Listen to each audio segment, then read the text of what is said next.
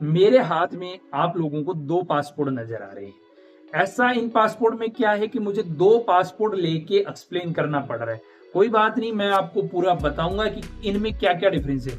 ECR passport और ECNR passport में क्या डिफरेंसेस होते हैं, इनकी क्या फीस अलग-अलग होती है, या इसमें ऐसा क्या है और इसमें ऐसा क्या है कि दोनों को एक्सप्लेन करना पड़ रहा है। मेरा एक ही वादा है आप लोगों से, अगर आपने वीडियो पूरा देख लिया तो आप जब वीडियो खत्म करके उठोगे तो आपको ये चीज बहुत ही आसान भाषा में समझ आ गई होगी। मैं दोनों को बारी बारी दिखाने वाला हूं और दोनों में क्या डिफरेंस है वो भी दिखाने वाला हूं।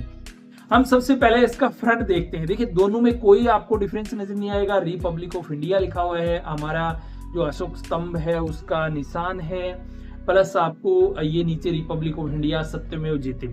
अब अगर हम इनको पलटते हैं तो पलटने में भी कोई डिफरेंस नजर नहीं आ रहा। आपको ये जो वाइट दिखाई दे रहा है ये जस्ट वीजा के लिए गया हुआ था, तो इस वजह से आपको ये पीछे नजर आ रहा है, नहीं तो ये दोनों सेम ही है। अब हम लेते हैं ईसीएनआर पासपोर्ट, जिसका मतलब होता है इमिग्रेशन चेक नोट रिक्वायर्ड। अगर हम बात करते हैं अब इसके फ्रंट का, इसका फ्रंट मैं आप लोगों को दिखाता हूं।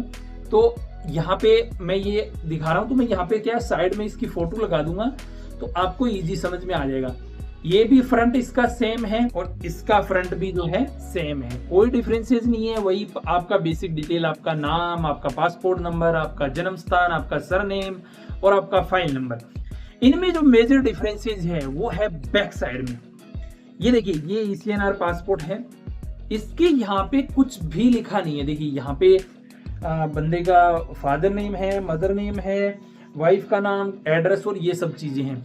अब इसमें जो ईसीआर पासपोर्ट है, मतलब इमिग्रेशन चेक रिक्वायर्ड पासपोर्ट है, उसमें आप देखोगे यहाँ पे लिखा हुआ है इमिग्रेशन चेक रिक्वायर्ड। ये इमिग्रेशन चेक रिक्वायर्ड क्यों लिखा हुआ है आपको सबसे पहले मैं समझाता हूं। इसमें इमिग्रेशन चेक रिक्वायर्ड इसलिए लिखा हुआ है कि ये पासपोर्ट दर्शाता है कि ये एक अनपढ़ बंदे का पासपोर्ट है जिसने 10th पास नहीं की है, और जिसके पीछे इमिग्रेशन चेक रिक्वायर्ड नहीं लिखा है उसका मतलब है कि इस बंदे ने 10th पास की है। हमारी गवर्नमेंट ने ईसीआर और ईसीएनआर पासपोर्ट क्यों बनाए?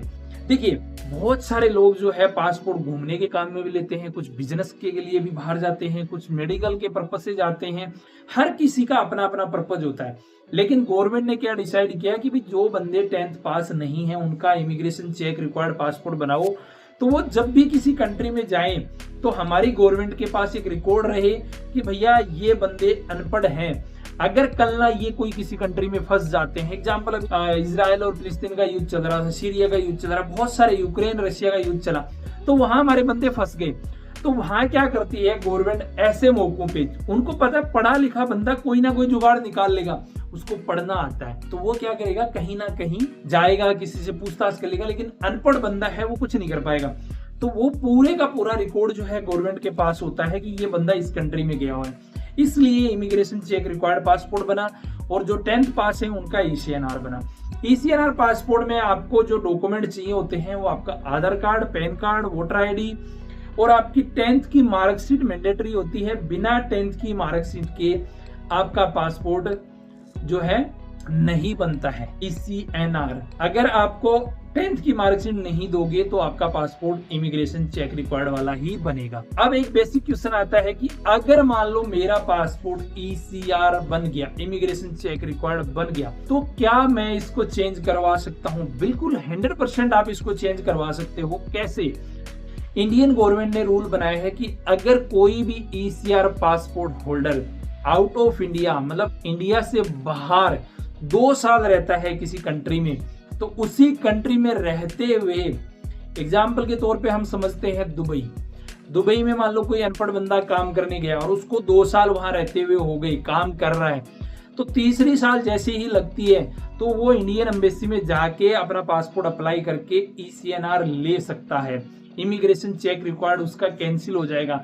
गवर्नमेंट ये मानती है कि अगर आप 2 साल उस कंट्री में रह लेते हो तो आपको एक बेसिक सेंस आ जाती है, आपको कुछ भाषा बोलनी आ जाती है, आपको अरबी आती है, इंग्लिश, कुछ ना कुछ आप सीख जाते हो, तो गवर्नमेंट की नजरों में आप थोड़े से मतलब समझदार हो गए हो, आपका कॉमन सेंस जो है काम करने लग गया है। देखिए, अब एक और क्वेश्चन रहता है, क्या इन दोनों की फीस में कोई डिफरेंस हो जाता है? नहीं, कोई डिफरेंस नहीं होता। इसकी प्रोसेसिंग में कोई डिफरेंस होता है? नहीं, कोई डिफरेंस नहीं होता।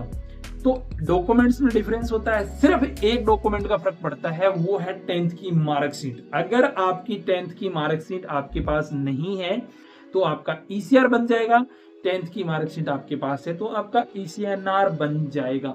बस यही एक मेजर डिफरेंस है, इसके अलावा आपको कोई डिफरेंस नजर नहीं आएगा, कुछ भी चेंजेस नहीं है। अभी हमारी गवर्नमेंट जो है अलग अलग तरीके के पासपोर्ट देती है। हमारे देश में ऑरेंज कलर का पासपोर्ट भी है, व्हाइट पासपोर्ट भी है और मेहरून कलर का पासपोर्ट भी है।